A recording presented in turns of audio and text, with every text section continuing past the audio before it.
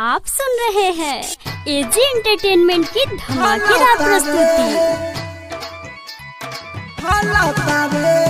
DJ Kanchan Raj आंगना में मारो कर हालाता रे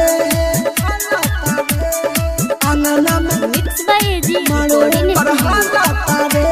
लगन में हो जाई शादी जाके ससुरा में हमके भूला दी जाके ससुरा में हमके भूला दी। लगन में हो जाई शादी जाके ससुरा में हमके भूला दी।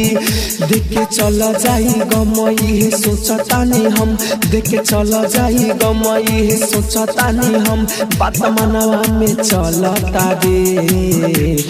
चिंता से देह हमर गलता रे आंगना में मारो कर हलता रे। चिंता से देह हमर गलता रे आंगना में मारो कर हलता रे। आप सुन रहे हैं एजी एंटरटेनमेंट की धमाकेदार प्रस्तुति।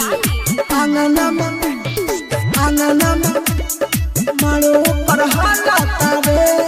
Mix by AG recording studio. लाल कलर कर काडे छपाइल शादी करेला बिया खुआइल हमरा से कबो मिल नयाइल लागता भाई कके जाई देवा फाई जाई देवा फाई जाई देवा।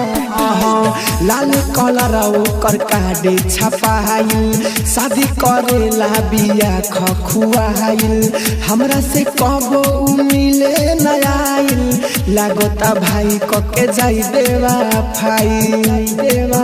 बड़ी बिया तो खुश लागे हमारा ना भूख बड़ी बिया तो खुश लागे हमारा ना भूख फर्क कराना पड़ता रे। चिंता से देह हमर गलता रे आंगना में मारो कर हलता रे।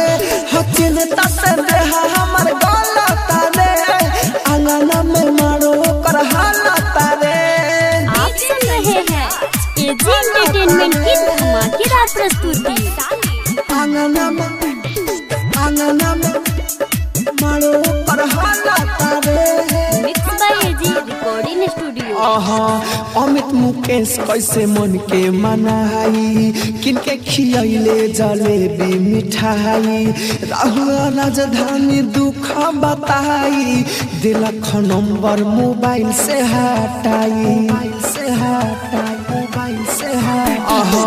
अमित मुकेश कैसे मन के मनाई किनके खियले रहे वो मिठाई राहुल राजधानी दुख बताई दिलख नंबर फोन से हटाई रहे करे प्रयास तुरतिया विश्वास रहे करे प्रयास तुरतिया विश्वास सास तनी तनी चलता रे।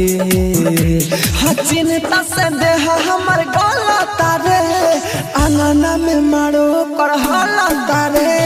चिंता से देह हमर गलता रे आंगना में मारो कर हलता रे। स्टूडियो रोशनपुर सपहा।